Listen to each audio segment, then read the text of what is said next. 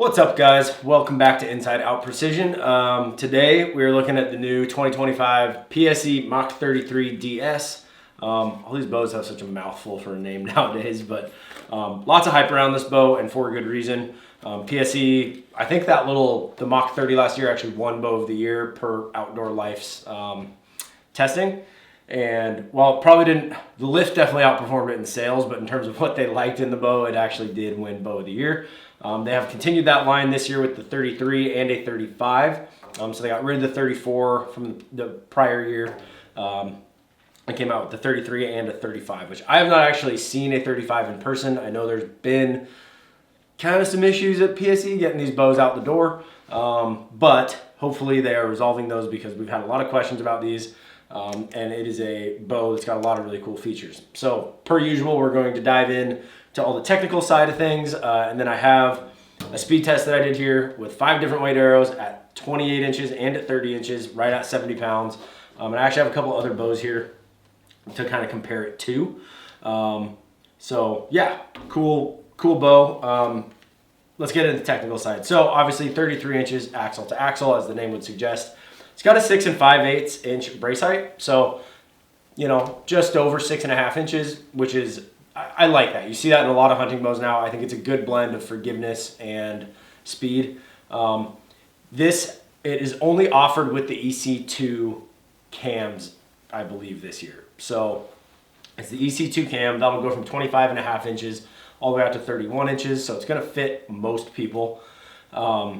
Comes in at 3.9 pounds. Now that is without this little guy. I'm sure this weighs another 4 or 5 ounces, but that's without that little dampener. That's just bare weight of the bow.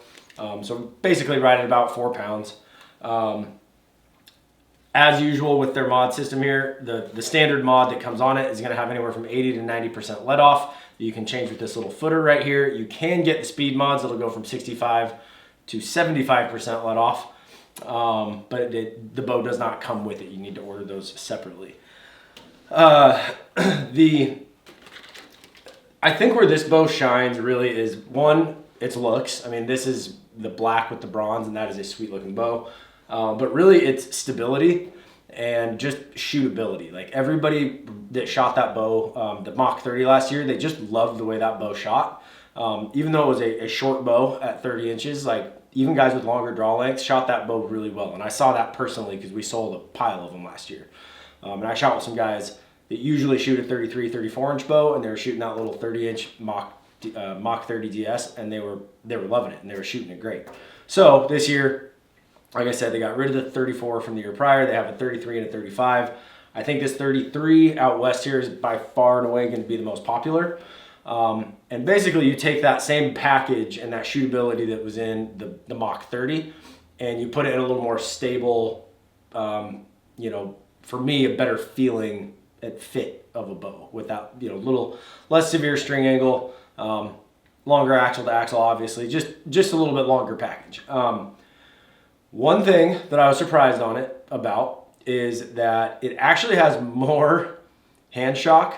And when I say shock, I don't mean like vibration. It's not like a tuning fork. It like literally, it feels like somebody's kind of like thumping your palm, like flicking your palm. It's just a little like, but it's not bad. And once you get a stabilizer on there and a sight and everything else, it gets reduced drastically by putting some weight on the bow. But right out of the box, just like this, it's got a pretty good little jump to it. I think that's one of those things. I know it's really high up on a lot of people's list of what they're looking for in a bow is a really smooth bow, but it really has no bearing on the accuracy or tunability of that bow. Maybe if you had some target panic, anticipating that kind of like aggressive shot might mess with you, but by the time your body really registers that hand shock, that arrow's already off the bow.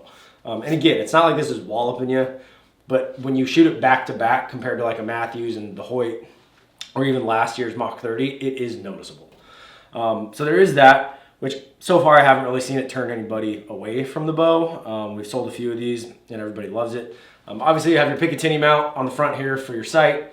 You do have this has a whisker biscuit on it, but you do have the integrated rest there that you can also remove and put the core mount on if you're gonna do a ham ski, so you're not mounting anything to the side of the bow here. One thing that I really like about a lot of the bows now is that they're going to a static roller guard. So for a long time, PSE still had a cable guard or a cable slide, and then the roller guard that would move. The cables went through the rollers, but the rollers slid back and forth on this.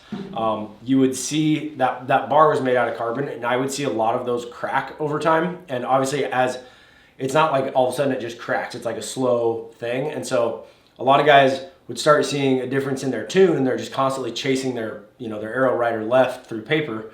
And usually it was because that guard would start to break down a little bit, or the cable slide would start to break down a little bit. So last year they went to this, this is machined aluminum. It's static. It does not move at all. I think it, not only does it obviously hold up better, but in my opinion, it aims a lot better. You might have seen this, like Paige Pierce on her target bow and Bowtech on their target bows this year went to a static bar because a lot of their pro shooters felt that it held better, and they didn't like that flex guard. So we'll see if they end up doing that on their hunting line as well. But it's kind of got the reverse assist like Matthews, where it's pushing against those cables. They say that kind of helps aid in the draw cycle, and this bow does draw really consistently. There's no weird humps. 70 pounds is obviously still 70 pounds, but I don't feel it stack in any weird places. It's just got a good, consistent, smooth draw force curve to it. And I really like, obviously I really like the grip. You can get their little overmold thing. I personally would stay away from that. But I would probably wrap this in just like, either Bowmar grip tape or something like that. Just so it's not slippery. The black is definitely a more slick finish than like the charcoal. The charcoal almost has like a grit to it. But even just like standing here talking with this light, I can feel my hand getting sweaty on this grip. So that would not be great. You've got your obviously 2 stabilizer mounts here. If you want to run a back bar, you have another hole back here for that.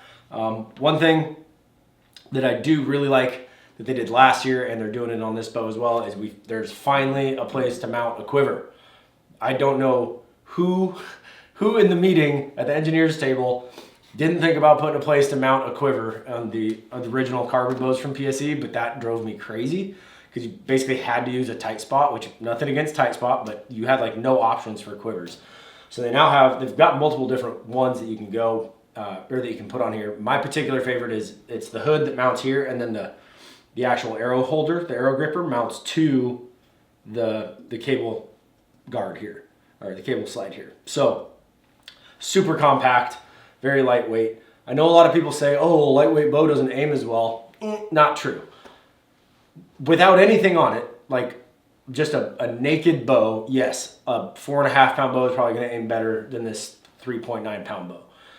But what that does, a lighter mass weight on the bow allows you to add weight where you want it, which is going to be on your stabilizers. That's going to leverage that bow while keeping the mass weight down. So that leverage is what gives you a good aim, as well as obviously your draw length and everything else. But that being able to add weight to the stabilizers is where you want to add weight to the bow versus just being heavy in your hand.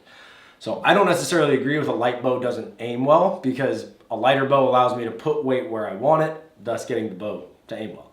So lots of cool features on this, obviously. You can get this, I think, from 50 to an 80 pound peak weight as well. The 80 pounds seem to be tuning really well. I know in the past, like when the Mach 1 came out originally, 80 pounds, there was just too much flex in that riser. I just told people stay away from 80, but we tuned a couple 80s last year and they tuned up like a dream. You do still have your easy 220 tuning system. Some guys are concerned about these coming out. When the bow is under, now they pop off pretty easy when the bow is pressed. When the bow is at brace like this and the cams are under pressure and the axles have pressure, that you could get them off if you stuck something in there and pried them. I have not personally seen them fall off, although I heard a guy the other day saying that once he got his bow tuned and knew which ones he had, he bought an extra set of those and just put them in his pack. If you are out in the woods and you noticed one missing, you should be able to clip a new one in there if you had a spare without needing to press the bow. Now, you have to press the bow if you're going to be shifting that cam because you need to relieve that pressure off the axles. But you should be able to, if you had an extra set, like I said, if that was something you were worried about, carry an extra set, pop them on and off in the woods if you needed to. So I got to shoot this bow quite a bit because we actually got one in the left hand, which is the first time ever that I've got a left-handed bow before right-handed bow. But we did. It's extremely comfortable. You know, I like quarter-inch draw length adjustments. I wish everybody would do it, but I understand why. You know, there's a lot of engineering that goes into that. But I was shooting this at 30.5, and it felt incredibly comfortable. Aimed really well.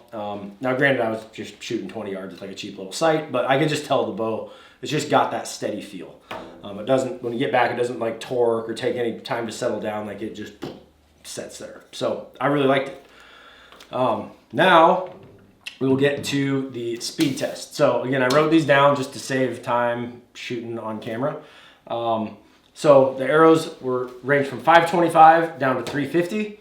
And I shot it at 30 inches and 28 inches at 70 pounds. So we'll go over the 30-inch draw length first, and then we'll go back through the 28. So 525 grain arrow, 70 pounds, 30 inches. 525 was at 280. 485 was at 291.